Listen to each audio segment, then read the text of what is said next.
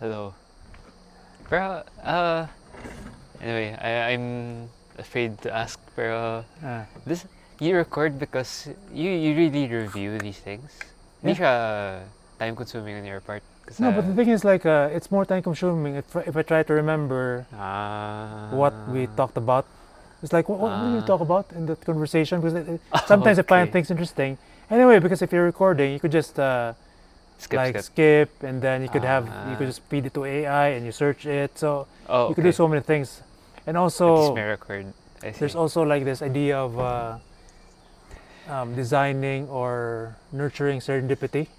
Meaning, I'm sure there are people out there who are thinking of the same things that we're going to talk about, and then it's going to be the thinking would be faster or like more productive if like you connect with people who are also thinking about the same I things. see. Yeah. No, so that's why I want to publish like everything Dun. I produce, because like you could connect, and also that's a source of friendship. Right. I guess. And I think that's a good place to start friendship, because I think I might have lost a friend because of liberalism. Okay. Because like maybe what was that? Maybe more than 10 years ago, I wrote this short little article based on this book called The Anarchy of Families. Have you heard of Not this book? familiar, no. So it's like a By whom? it's a collection of monograph and essays, academic essays, and the editor is McCoy. Okay. It was published maybe in the 90s, but it's like in the like the academic word seminal could be used for it, Okay. because it's a ethnography of political families in the Philippines. Okay. Specific to the Philippines. Yeah, I see. an anarchy of families. So, and then my article was about like the encountering different forms of monetization of power. Maybe that's the neutral way of saying it, Okay. because there are different levels. I For see. instance, like rent seeking, you use like the laws or your access to power in order to give you an advantage in business, or like what we call corruption, which is like Or to give your graft. friends. So because of your power, you give people give you money, and then you sort of like make decisions based on that It money. would benefit them. So it was a very like I was condemning that this whole thing, corruption and all that. And I think my friend, his family is they're contractors and they work with the government. Okay. So it's like after that, I don't know. I have no idea whether it was a reason, but we still communicate. But I don't think we've ever met face to face again. Before I would go to Manila, it's like I would hang out with him. We would meet. We were old friends. But then after that, so no more. We never met face to face again. In short, he felt attacked. That's my speculation. I will never know. I don't think I will ever I know see. what the reason. Maybe he was just busy with other things, whatever. But I think it's just it led me to think about this thing. It's like maybe he's a good guy. He's a very good guy. And is there another way of thinking about this world of the Philippines, other than this, like, the liberal framework? Yes, liberal democracy. I don't know what that actually means, but it feels like it describes it. Like when we condemn corruption, when we condemn like the mga political dynasties and all that, the ethos feels very like could be described as liberal democracy. No, and then it also may be the right time to talk about this, because you're the one who sent me this about this post-liberal thing. Right. So meaning people that might be more open to other forms of relating with power other than what we were brought up with, right?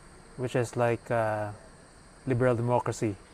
No, So I want to talk to you because I wanted to explore this idea, no, so that you could ask questions and whatever. Maybe you could suggest readings as well or whatever. No? Sure, sure. No? Yeah. Well, you were relating the story earlier, and I was thinking, I was under the impression that you lost a friend because that friend was an avid supporter of liberalism. Turns out I was it was the your yeah. liberalism that lost the friend. I Yes, see, I yes. see. So that's why I'm now And you questioning felt it a bit because I attacked. value my friendship more than liberalism. I see, I see. Yeah. I guess it's helpful first to look at why the liberal democratic framework is attractive in the first place. Mm. Because maybe we could distill into three general ideas. One is that this notion of arbitrary rule is something that liberal democracy is supposed to prevent, or at least to address or mitigate. You know, another would be, I think, unjust inequality. That's a usual. That's a usual cash phrase that liberal democracy operates around, and of course poverty. Because if I understand right, liberal democracy is supposed to be the system that will guarantee stable progress, Mm. and that's supposed to. For example, I think it's clear as if we talk about the first one, this notion of arbitrary rule.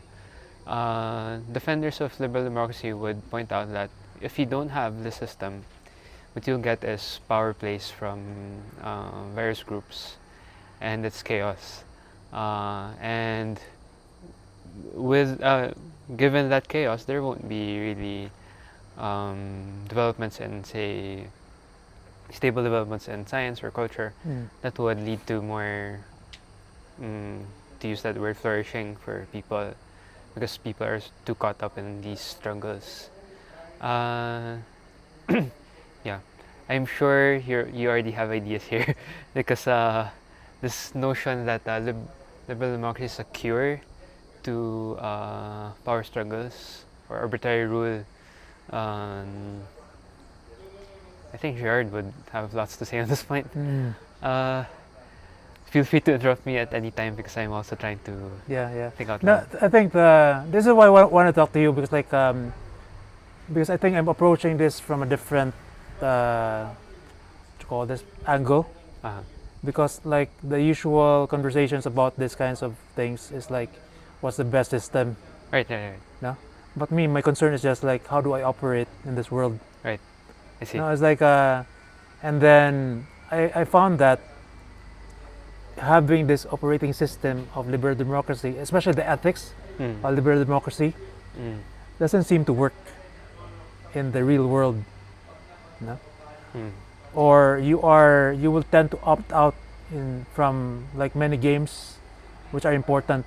Like for instance, business, which has to do with power and also power itself. Okay. So since I was brought up in this like it's like when I was remember cheering for the French Republicans when they were beheading their monarchs. So that was my like what you call this, my vibe. Like I was like I never understood all this like fascination with kings and all that. So, but I think now it's like having, I don't know, being more mature, I could place myself into the shoes of people who support monarchies and like have, or even like since the writing novel was very helpful because I could put myself into like a 16th century like conquistador and 16th century Datu. I see. No, it's like I could now put myself in their minds. And then the helpful thing about this being a 16th century Datu is that I think a lot of people today, Filipinos today, still have that same mindset. So in the past, I would have like judged that. It's like, the liberal democracy is obviously better. I mean, you gave the reasons, no? Than say like the Which could be developed a bit more, yeah. 16th century Datu world where the strong man rules, and then is fueled by slave raiding Right. and conquest. So there's a lot of uncertainty if you live Yeah, during but that it's also time. exciting. But like since you're a scientist, you want stability. You want like you'll be free of these power games. But people who enjoy this kind of things, maybe they enjoy more Right. that wild and I can see that, world, yeah. no? So, but definitely like our wealth today, our human rights. I mean, I suppose this also came about from a world wherein it's not purely about power games, because like, we now like value truth for its own sake, especially someone like you who's a scientist, no? So that enabled a world wherein like also what you call this values the truth of each person's dignity, and then so anyway, so there are a lot of good things there, but the thing is like, are we living in that world? And if you operate as if that is the world you're operating in, it's like could you actually be effective? Could you actually play in this world? In my experience, it's like I don't think so. When you're in the Philippines, and most of the developing world, I don't think you could actually operate or you could do anything if you play by with that operating system.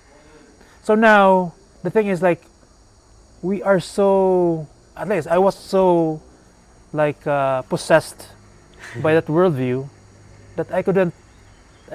I would always condemn the other worldviews. But since like these guys, like for instance San Fernando, I only found out about him once I was writing the novel, doing the research. But imagine, it's like the modern mind cannot comprehend a saint who not only wields power and violence, but follows his vocation precisely through power and violence. No, it sounds so like, what you call it, like it doesn't make sense. No? If like to the modern mind, like how could you be a saint and you employ violence? But I mean, it happened. No? So anyway, this like I just wanted to like frame it from that perspective. I'm not saying that I don't even know enough to say which form of like power structure is best. It's just like saying this is my experience, and I find this this thing, I think, incomplete or what, something like that. Yeah. I think that's a curious point because I actually have a few more things to mention. The scene you mentioned, there's this perfect system that people are trying to diagnose, that this is the solution to the problems of the world, etc. Turns out to be a more it wasn't so from the beginning, so maybe it's helpful to. I have a number of ideas in my head. Let me try to articulate them. Okay, maybe firstly back to defending liberal democracy first a little bit more.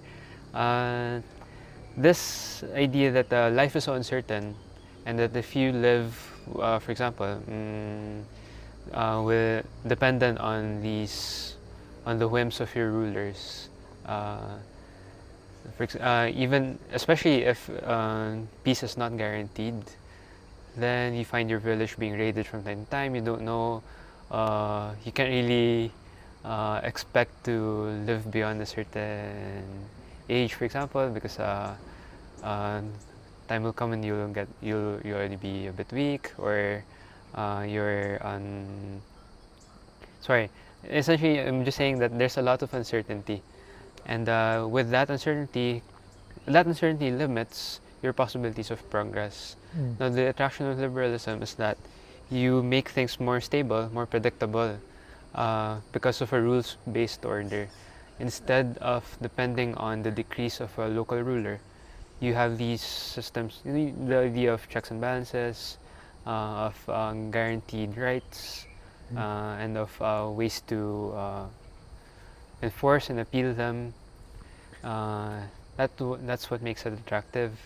Now, um, I was saying that this idea of coming up with a system that could do all these things, and so you're trying to approach a perfect system, is something more modern, because in the times of the Greeks and the early Christians, even though you'd have this sort of thinking already, how to make people, how to help people get along, how to have a stable society. The emphasis would be primarily on not on a rules-based order where you have an external body or the state policing you, with various laws. Although you already have the basic idea of laws. No? The primary thing is self-limitation um, through virtue, meaning you count on people, you cultivate this sense of virtue in people, and so they learn how to live as a polity rather than depending on explicit rules that govern human behavior. This is not a, I don't know, strict dichotomy, because you do have rules, you do have laws, which maintain a general order. But I think that's the key. It's a general order, not a super detailed system of laws that would. There's a lot of room for prudential judgment. People are left free um, to be a good person as on a very personal level. Maybe that's one thing I want to point out. The rules-based order of liberalism is almost very impersonal, because it's something, yeah, it's codified, it's abstract, and then you want to enforce it on society. And then this is where I think what you mentioned comes in. No? But does it really work? Because if you map it out to society, society is messy. People have different tendencies, different backgrounds of bringing, etc. And you're imposing a system of rules that they're supposed to conform to. Compare it to the idea of living according to virtue. And virtue is lived in a personal way. There's that general framework that you work with that governs your behavior, but it does not dictate how to specifically live a particular virtue.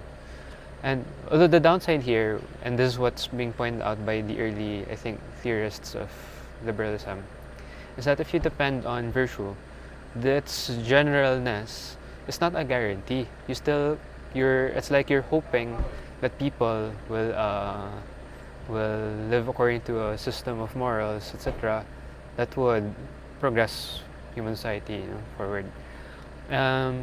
The binding figure, so to speak, during those times would be a good leader. If you have a good king, then society as a whole is uplifted, because he influences the people around him, the other local rulers, and there's a cascading effect, so to speak. The bad thing is that it's unpredictability. If you have a bad ruler, then it does not help the ordinary person to live the virtues, etc. In short, social cohesion is also affected a lot. So that fluctuation in the past, this is what liberal theorists would say. Sometimes it's good, very good.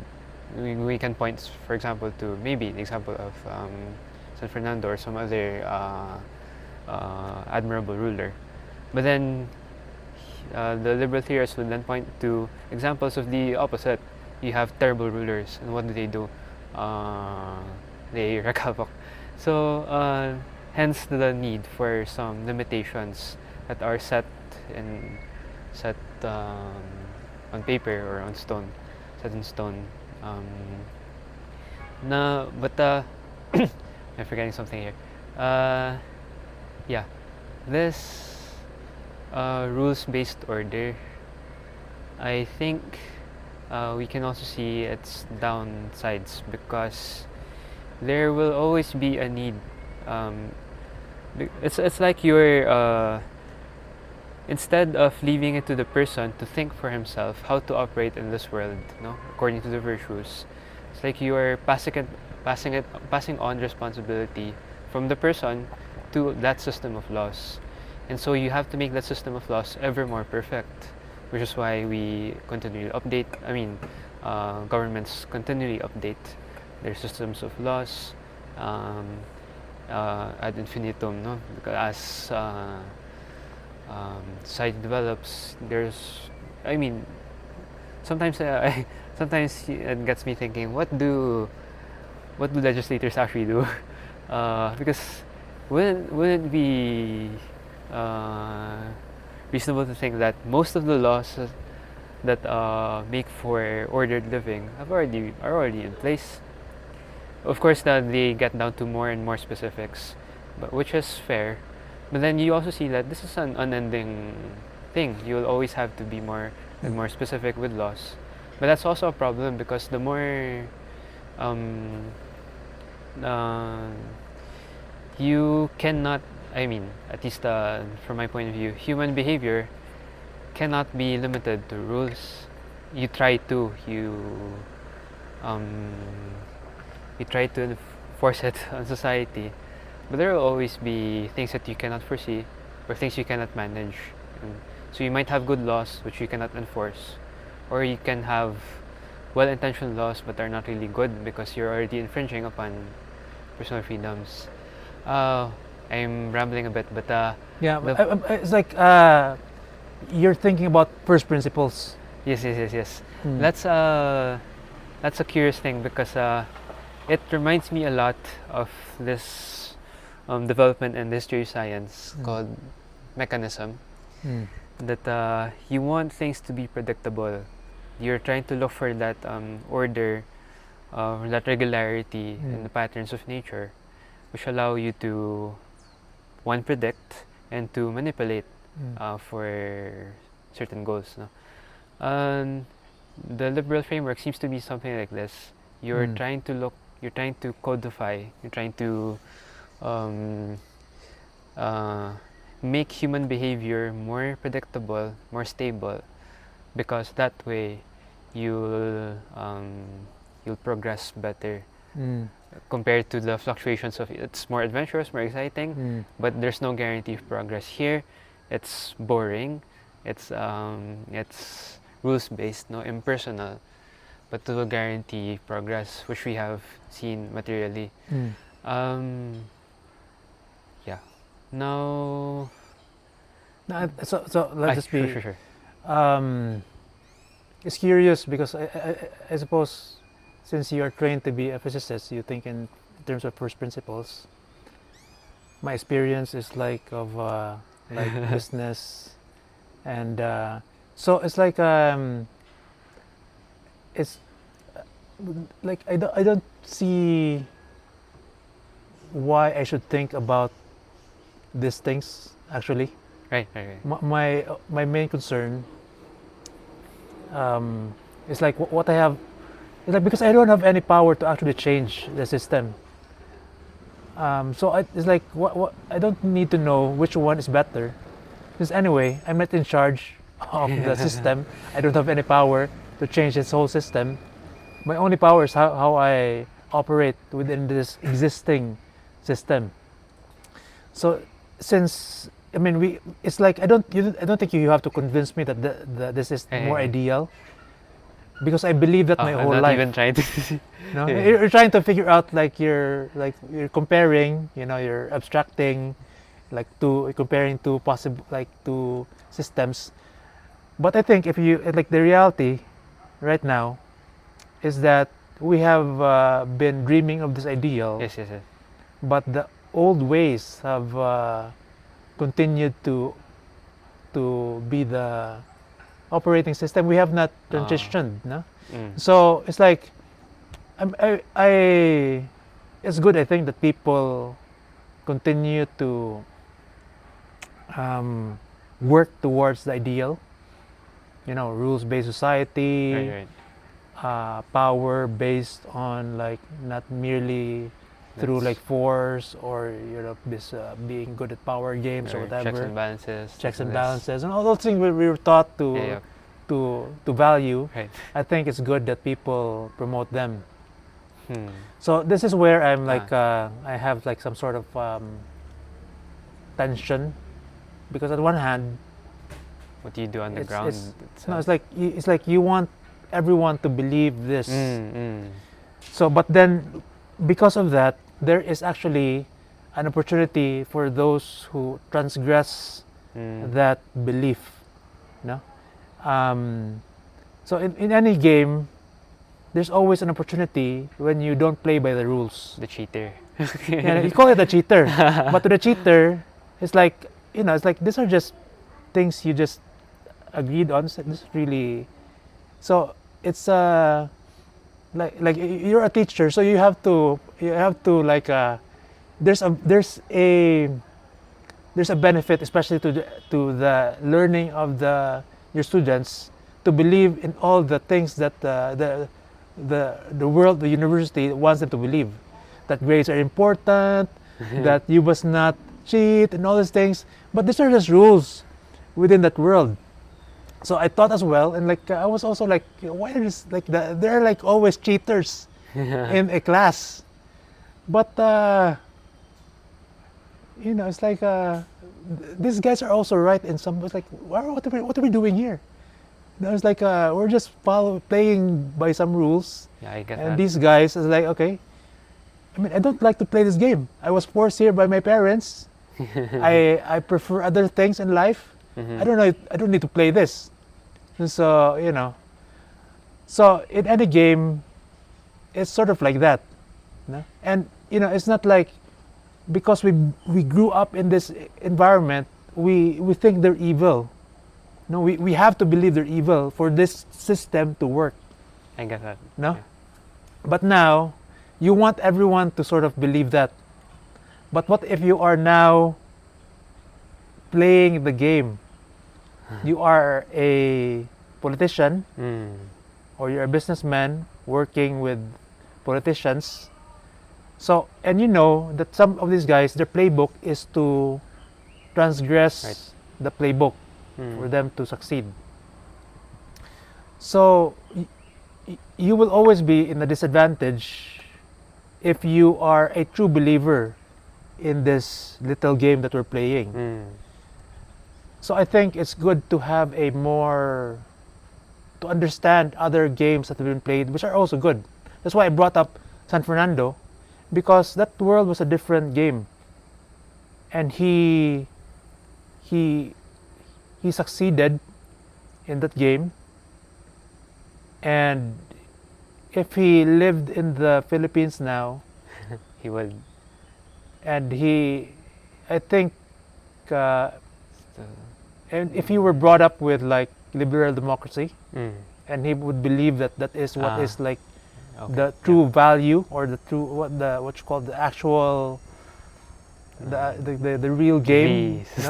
So meaning there is like a bigger game going on. I think the principles of like justice, compassion, truth, these are bigger than this current system we have. No? So meaning, or the ideal of the system we have. Meaning, so you could operate within this world, the current Philippines, which is not liberal democracy. That's the thing. We are not living in a liberal democracy. We want it to be a liberal democracy, but we are not living in liberal democracy. So if you are a realist, you look at the situation, it's like, and then if your only model is this ethics of liberal democracy, you always feel guilty in playing outside of this game, which is others are doing. So now it's like, how would you now play that? Because what I've been told, what I've heard is like, okay, so you have to play by these rules, but since this is reality, so you have to bend the rules a bit, no? So you could not. It's like the idea is not this one. it's just doesn't feel right. No, what feels more right is like I'm actually in the medieval 16th century world. No, so when I deal with a politician, this guy is not a public servant. He has to say that I'm a public servant, but this guy is actually that too. That's it. It's like it just makes sense now. So this guy is that too. For him to operate, he has his sakop, his minions, his subjects. So he has to have a source of wealth. And in the old world, prior to the flourishing of capitalism, the source of wealth was access to resources. Right now, the source of wealth is knowledge and technology innovation. That's a better source of wealth because you don't need to take from other people. You just keep on giving from knowledge, from truth. So, but some people still live in the old world. So you couldn't just tell them like, I'm here now in the modern world. This is how we operate. No, it's like you have to deal with them in their own timeline. So meaning you have to treat him like a king, like a datu. So you have to give him his tribute. And that's also how they speak. I think if you grew up with English, all your concepts are all this like modern liberal democracy concepts. So it's like hard to, so you have to think in the vernacular. So like when this guy says, okay, so may ato ani. It's like, so what's in it for us here? It's even hard to translate to English. No, but that whole mindset is like, you're a guy, you protect your sakop, and then you raid, you conquer, and then you take your plunder. So that is how the old world operated. But I also get the point, like like if everyone plays that game, it's just gonna be chaos. Back in the 16th century. But so that's what I'm grappling with. Like on one hand, I don't think you could actually be a politician and then they just play it. Play by the rules all the time. The current rules. It's like this little game. So you have to play with the principles of like the perennial principles of like again justice, truth, compassion, fair play on this bigger level, not in this like little game where we agree to play. Because a lot of people actually, the ones who actually succeed in playing this game are the ones who don't play it by the rules. So it's like, and then if you are brought up to like, okay, how I played in the world is always by the rules, you could not play this game. That's it. That's just how it is. No? Okay. Yeah, let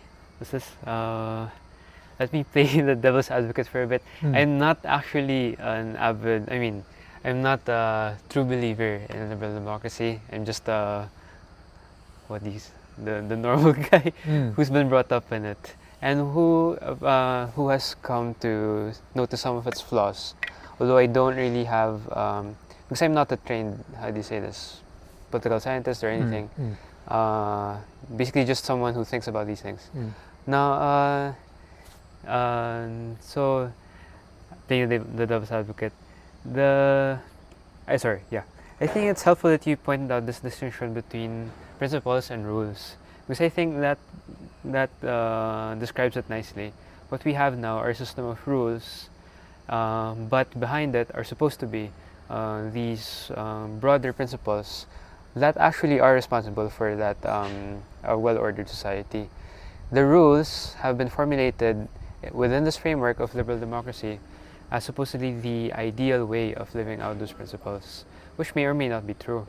Now, my personal stance is that they're what we have at the moment. It's the dominant worldview, and I'm not in a position to change it, as you said, and that I've been brought up in it.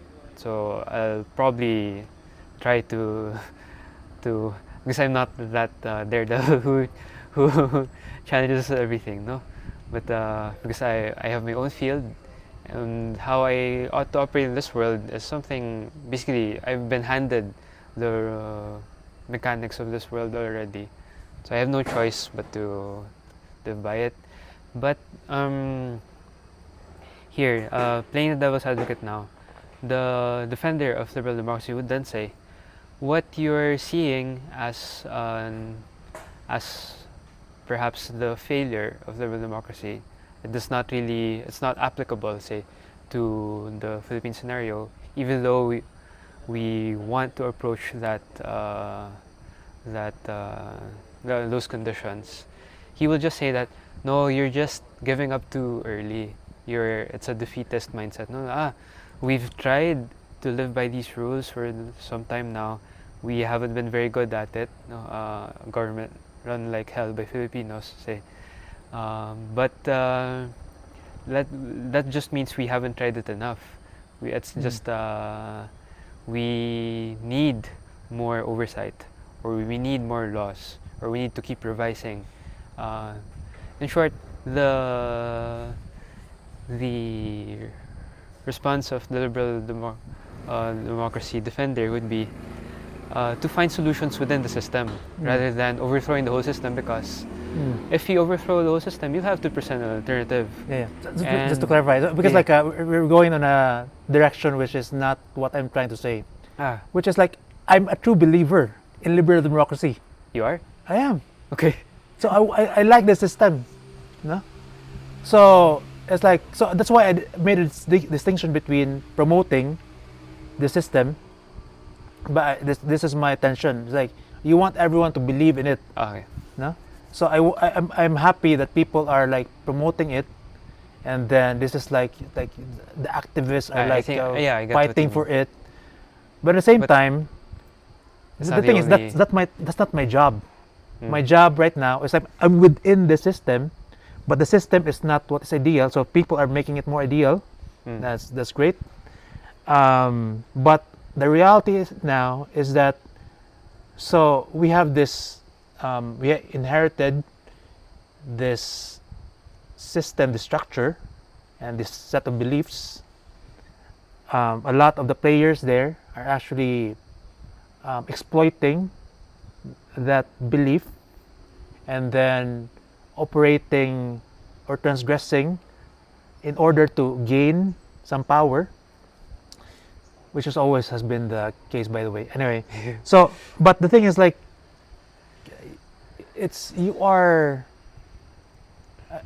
they might even promote that belief so that their advantage is secured. So all their enemies, you have to all play by the rules.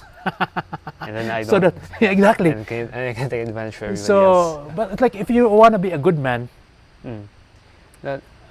like, I think that the solution is not saying that, okay, we need to just follow what they're doing. It's like, I think you could actually operate on this higher level. You could actually be a saint like San Fernando, but you would look like a monster to those playing by the rules here. But the thing is like, so that's what I'm trying to convey. That's why I wanted to talk to you, because like, I wanted to like, it's hard to convey this because the words themselves carry so much baggage. No? So we're so, because we have to be true believers in liberal democracy for it to work. Right. And I am. So I don't want another, like, I don't see any other option, or this is my preference. I want to live within this kind of system, ideally, no? Okay. But then, but then the reality is that it's still 16th century-ish, no?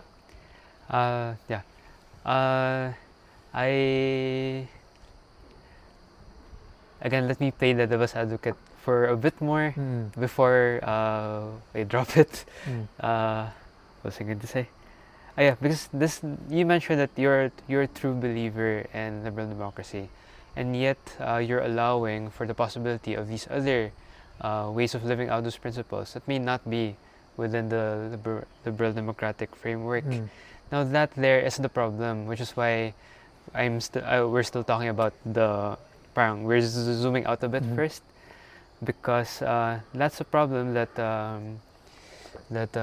people will be pointing out. You say that that you know the rules are good, and yet you're allowing other people, or you're entertaining the idea of you yourself not playing by those rules.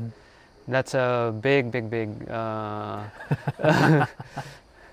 because, for example, let's try to bring up this situation. If it's if it's local politics, and you acknowledge that the local leader is actually more like a datu rather than a public servant,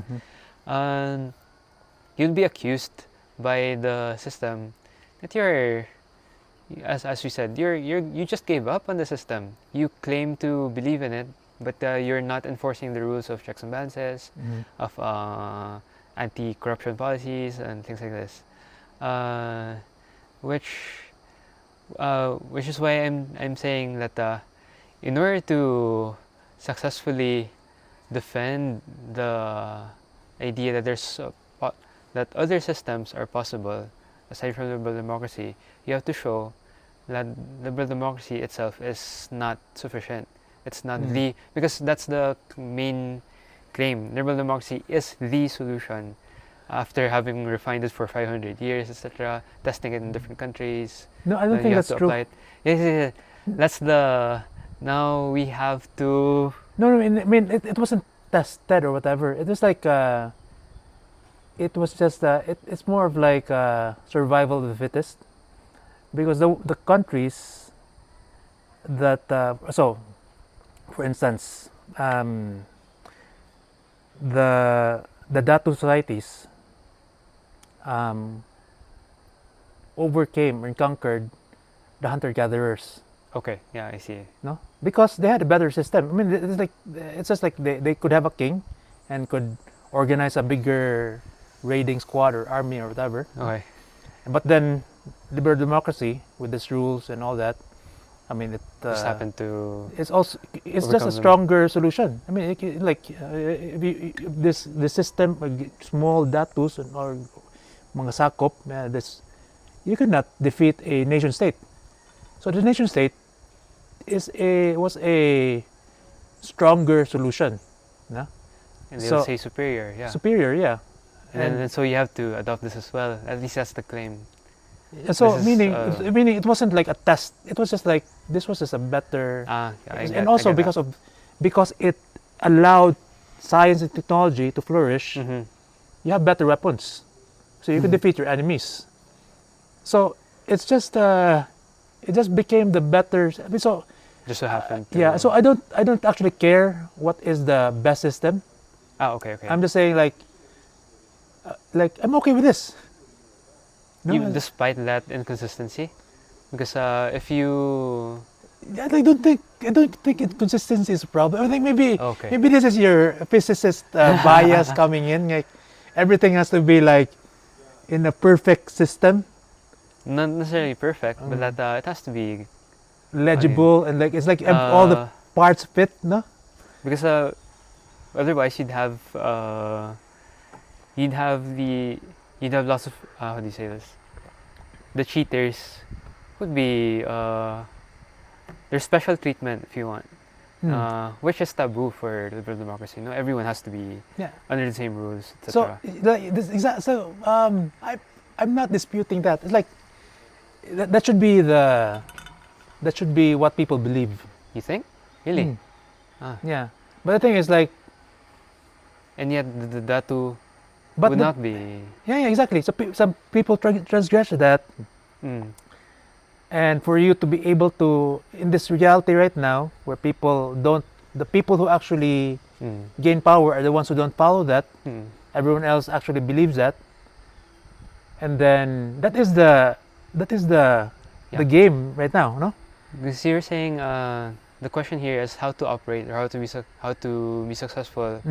So the question is like, do you play the game like them? No? If you're inside that game now, should you, or that's the question? Should or no? It's like if you are like either you're a politician or you're a businessman playing with politicians, or you're a citizen.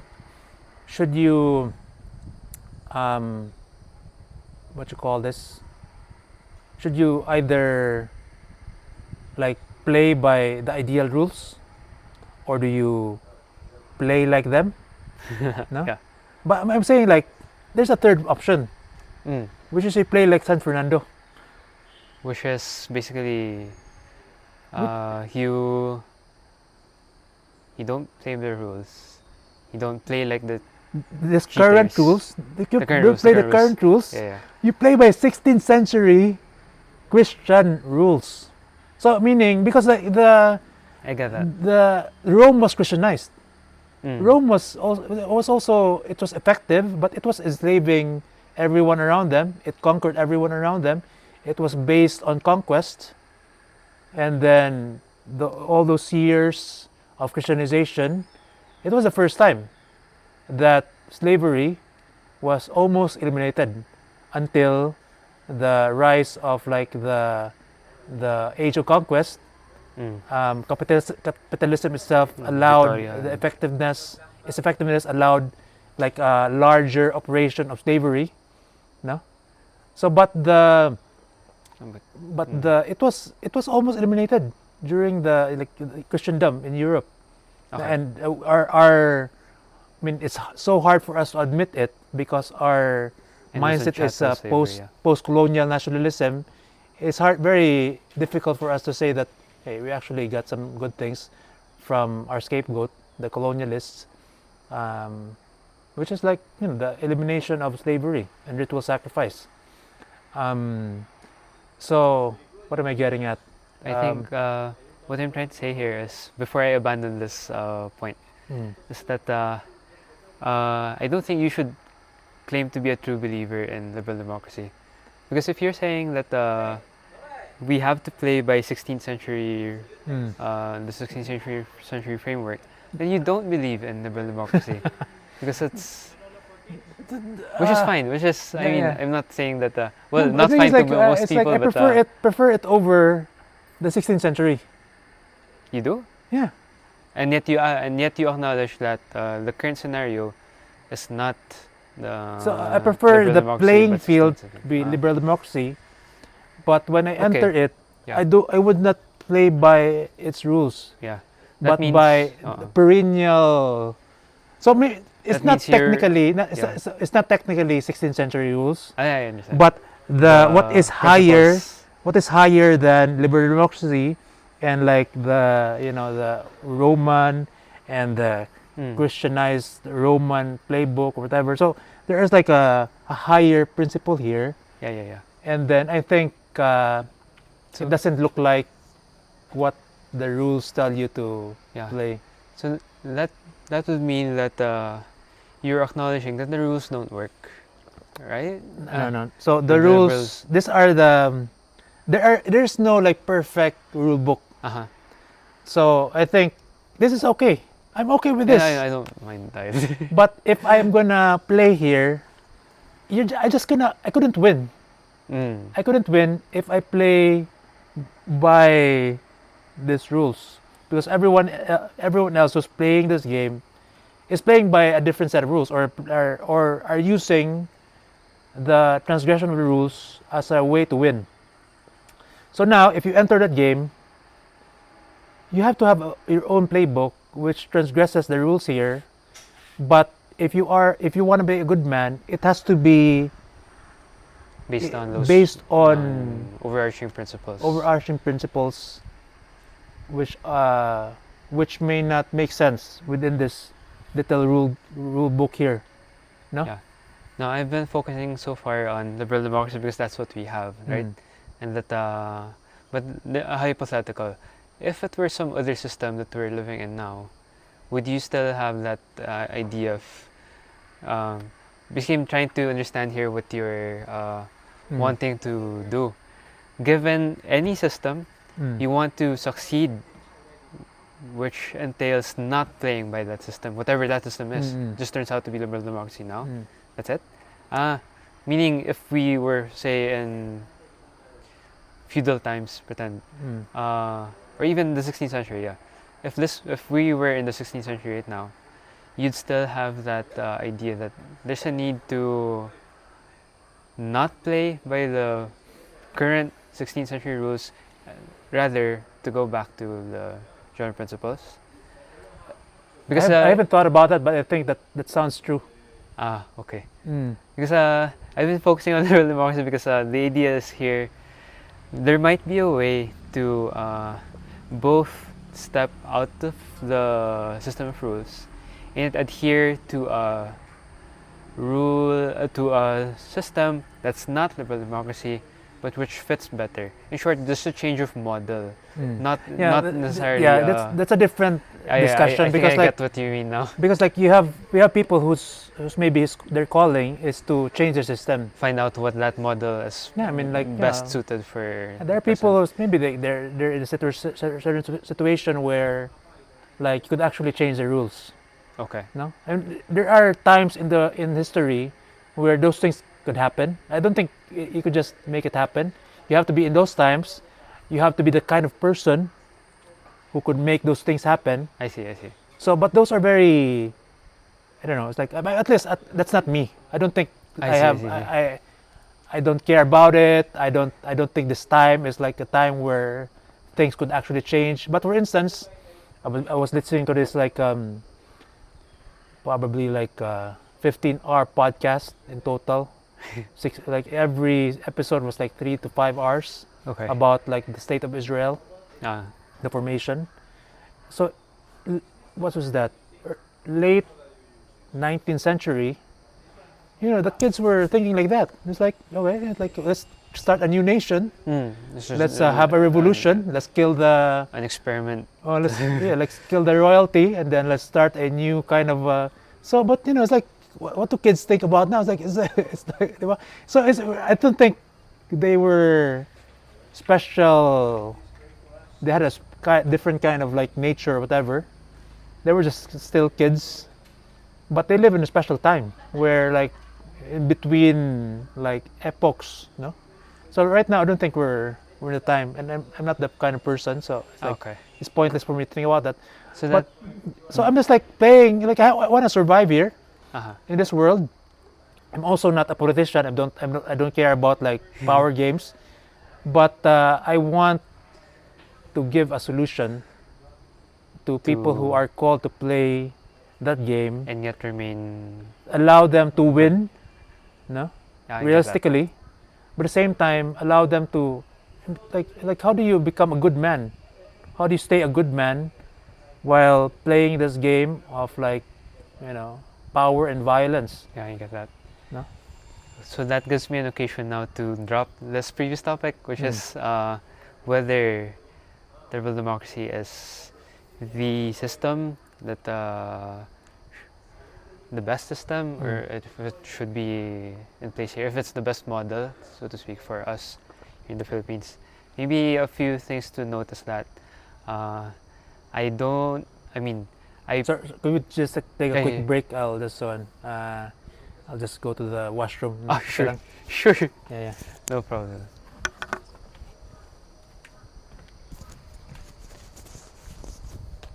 I'll just stay here.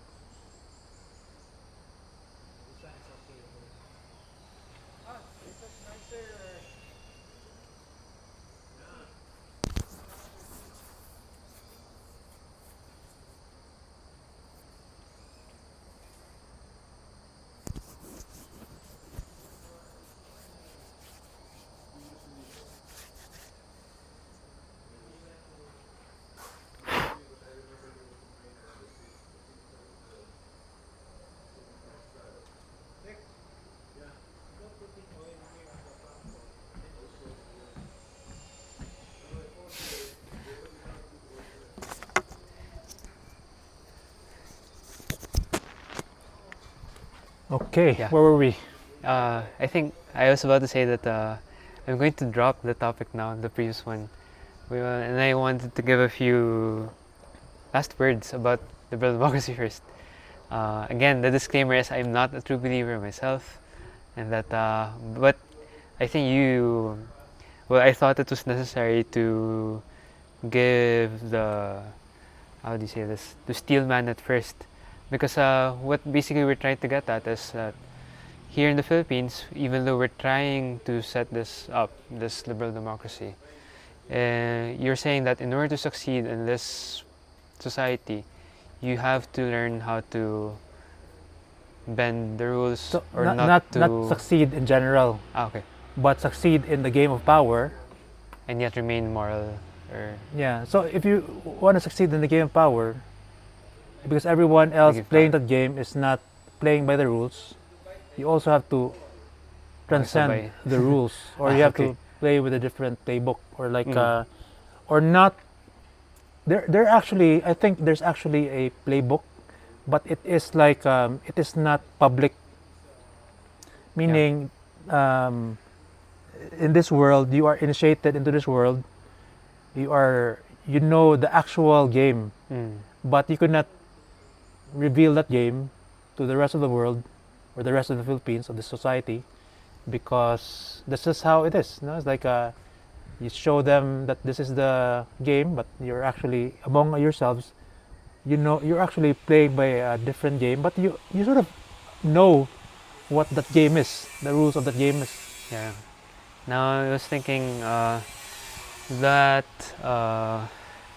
no, because what I was trying to see to look at was how to justify that that playing by a different playbook, which to me was the answer lies in realizing that liberal democracy is not, in fact, the system, and that we could go beyond it.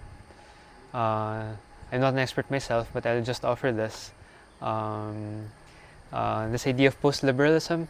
You have these theorists uh, who are making the case for liberal democracy as not being the solution, the only. In fact, not just the only, but not a very good solution to basically the things we mentioned earlier.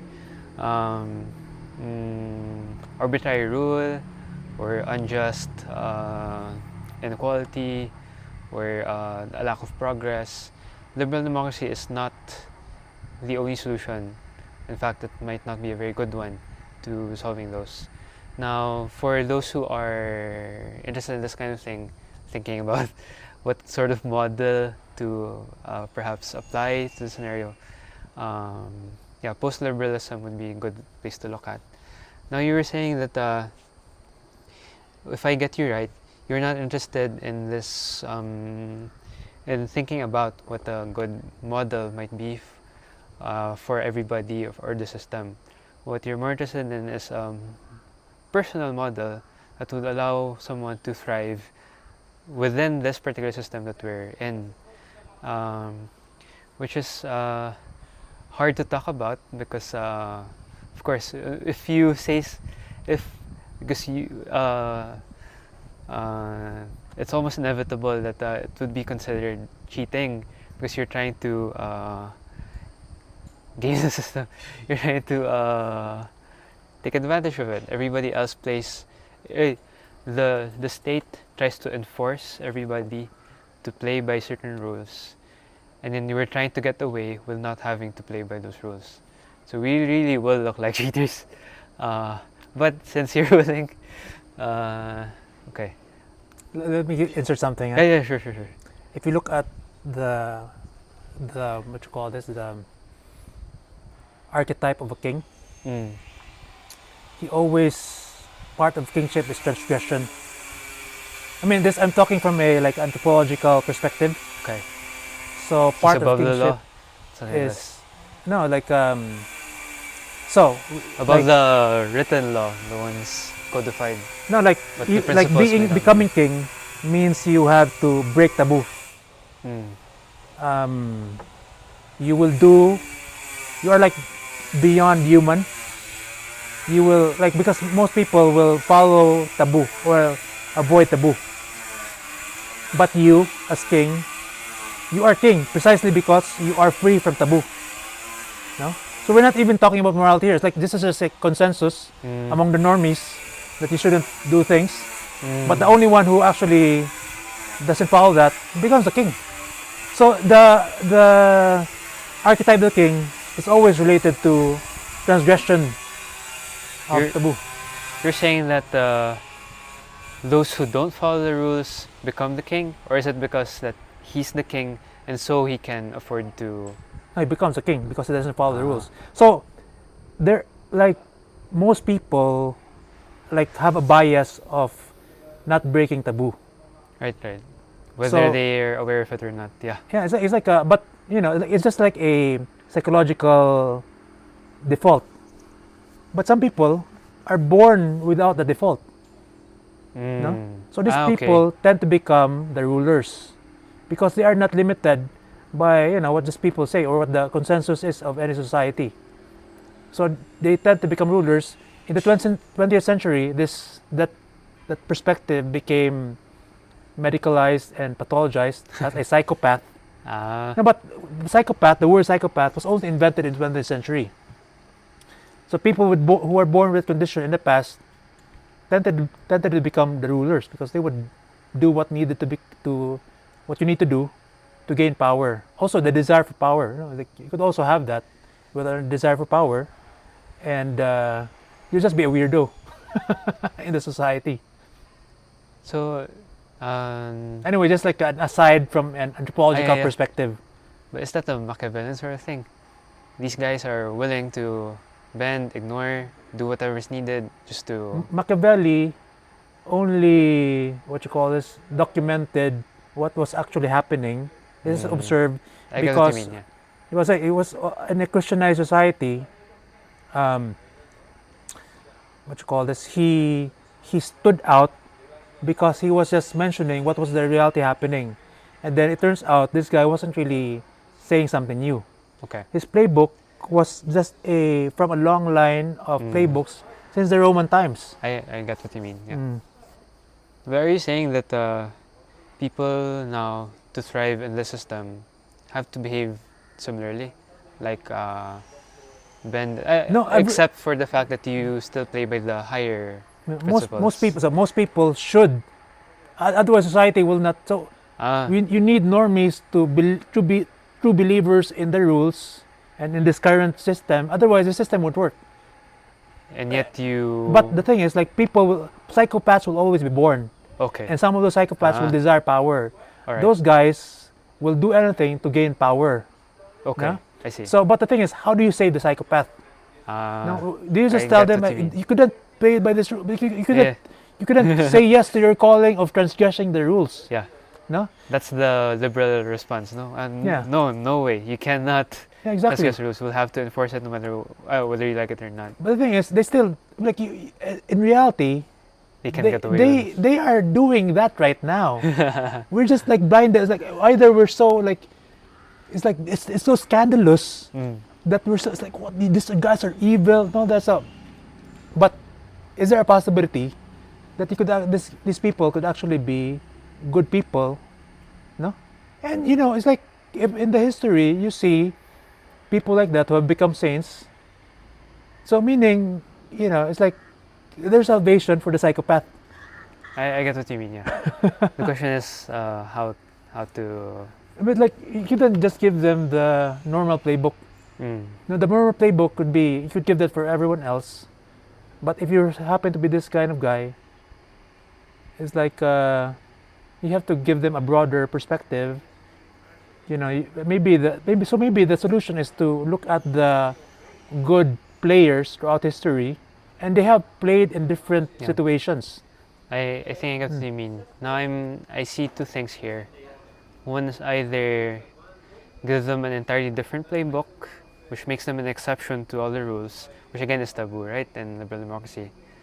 Or, and this is my, at least I'm more partial to this, is you can actually afford to be an exception to the system of rules in place for everybody, because what we'll try to do is to reinterpret the system in light of higher principles. And that gives the psychopath, as you say, more freedom. He's not, because what I'm saying is the current system, we might think is ideal because we're taught that way, and then everybody else is trying to do the same. It's hyper specific, it's too restrictive, which need not be the case. Speaking of Machiavelli, I just remember something he wrote, that he was saying that you have here this system that's too ideal, something like this. You're aspiring, it's an aspiring kind of system, and yet that's not what you have on the ground. It's not applicable to daily living, it's not how people are actually operating. So let's abandon that system, something like this. And he was describing actually the Christian worldview, talking about virtue and about that reliance on the personal effort of each one to live up to these higher aspirations. No? And he was laying the groundwork for future liberal democracy. Although normally it's Locke would be referred to as the father, but he was already doing the same. What I'm seeing here is the ironic situation that what he's saying now is precisely what we're saying about liberal democracy. You have here a system of ideals, rules-based order, checks and balances, etc., which, if I get you right, is not really what's happening on the ground. Basically, something like what Machiavelli is saying, although not with the power-grabbing undertones. Now, what was, sorry, I was lost there for a bit. One more thing I wanted to, or two more things before I forget about the more abstract stuff. Yeah. Some recommendations regarding post-liberalism for those who are interested in looking for that, because again, that's my I'm more partial to it. No, we have a system. I can't just in good conscience say that this system is defective. This system, let's just ignore it for this specific subset of people. Just give them a different playbook. What I'll try to do, even if I'm not in a position of power, is to at least give ideas, right? That you can actually reinterpret the system so that those who are supposedly who are up to now excluded because of their higher ambition, of their unwillingness to play by these restrictive rules, you reinterpret the system to accommodate them, which is actually possible for everyone to flourish. No? And then for these people, they may be hungry for power, etc., but you have to remain moral, which makes it possible for there to be these saints that are not still like cheaters to the restricted mind. But if you reinterpret it enough, which is post-liberalism, you see that we're just too narrow-minded with this liberal framework. There's this book by Patrick Deneen, Why Liberalism Failed, although it's written by an American. And another book, Common Good, Constitutionalism, basically trying to one is to diagnosing what's wrong with liberal society, even though we're always taught that it's the best. If it's not yet, just keep at it, and then you'll see that it's really the best. Which we're seeing as not as something we're just fed, right? I mean, it's yeah. The other is so one is a diagnosis, the other is a possible solution, although only within the realm of laws. How to actually interpret laws or come up with laws in a way that does not that's not as restrictive as the one we are seeing now. I think I'm not capturing it well, which goes back to those higher principles. It's not dependent anymore on liberal democracy. This system of understanding laws can be applicable to other, even if we have outgrown liberal democracy.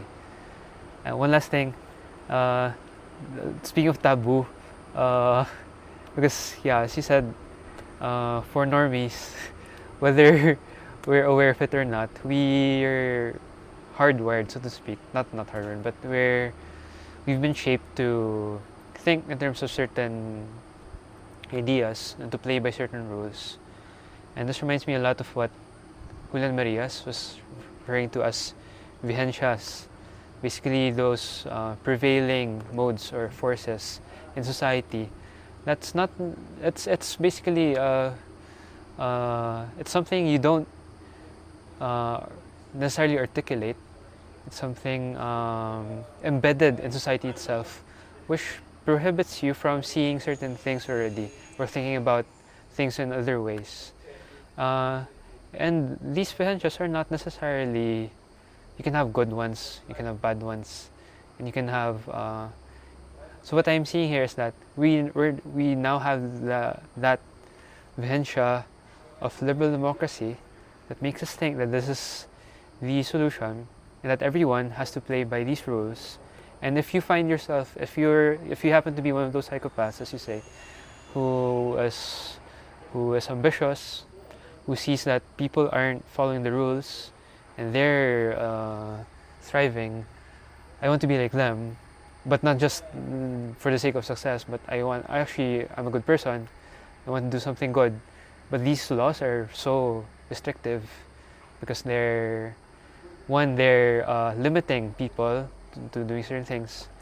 So they're not able to go after higher, they're not able to do more, so to speak, because they're limited.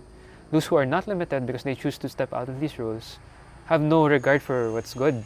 Now I'm in an awkward position of wanting to do good, yet the playbook is not helping me do that. I need a different playbook. If I get what you mean. Yeah, but you're also limited by vihencia. Yeah. No, all of us are. But I'm just pointing out that these guys, they don't think they're doing evil. Okay. The players. Okay. Because they're stuck. They're like datus. I get what you mean. Yeah. They're datus, yeah. So they conquest, they conquer, but like I think they could do better. Okay. If you don't give them an option, it's like they are datus, they need to conquer to gain some power and wealth and distribute it to their sakop. And then the only option is like this liberal democracy. They won't do that. It's like why would you do this? Like, so I think. Does that mean bias? What's the other option?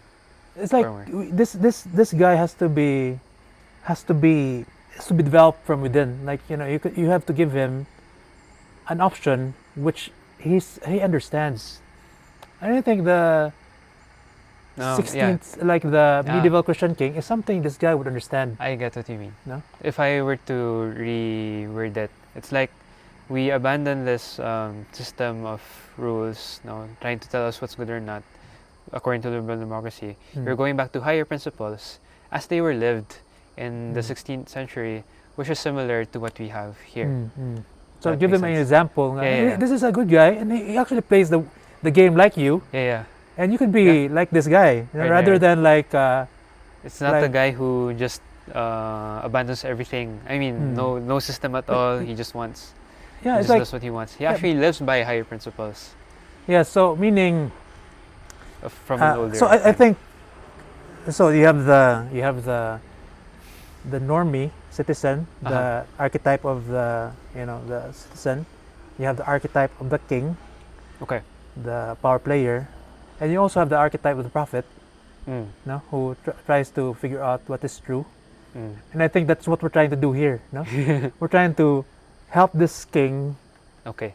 Have a better playbook. Yeah. Because right now it's like, okay, it could be. You could use violence. Yeah.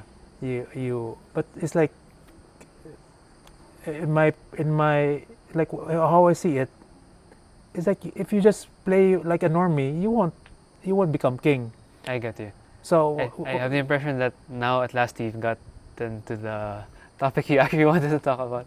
Yeah. Okay. No, so because I'm still trying to figure out how to say it. Yeah. So it's like that's why I wanted to talk to you. So that we could form the right words. So what do you understand it like now? I'm trying to explain it based on our conversation. Why does it make sense now? To me? Well, I think basically what I mentioned a bit earlier, uh, we're recognizing that we have certain people who just can't play by the rules of the normies, uh, those restrictive rules. No, is that like Even if they're not restrictive, they you know are what I mean? not, they have something wrong with their minds, that they are not limited by taboo, because most people are just like, okay, we couldn't do this because like everyone else tells us not to do this. So just like a normal person is like that. No, like he's like the consensus, we just follow the consensus. But some people are born without any like, without that part of their brains, so they're like, in the 20th century, like they were like, okay, these are people are normal, no. But the thing is, those are the people who actually become kings, who become rulers, because they're not limited by the consensus, no. So Yeah. what I'm saying, like they are not, it's not like they can't follow taboo. It's that like they're not limited by it. They're more willing to part with it. Yeah. Okay. So it's easier for them to, okay, also because they desire power, and then the easiest way to do that is that to not play by the rules that other people are playing. Actually, that's the most common way of doing that. So you have that situation. You have people like that, and then if you have friends like that, how do you actually help them become good people, even though they are like that? They're playing that game. So you couldn't say that like psychopaths are damned because they're born that way. It's like maybe they have a calling. Yeah. No? What I'm seeing is that we don't emphasize the rules so much, rather the principles that are higher. So they can actually abandon the rules. I mean, because we know that these the are just like principles are the limit, like these are like vessels in so this to speak. time, like with this is, but if you could see like other people like them throughout history who have been who were good people, then perhaps you could extract no the principles. Right. Yeah, I sympathize. Yes, because I've been trying to point out for some time now that the rules we currently have, well, are not the only instantiations of those principles that to live by.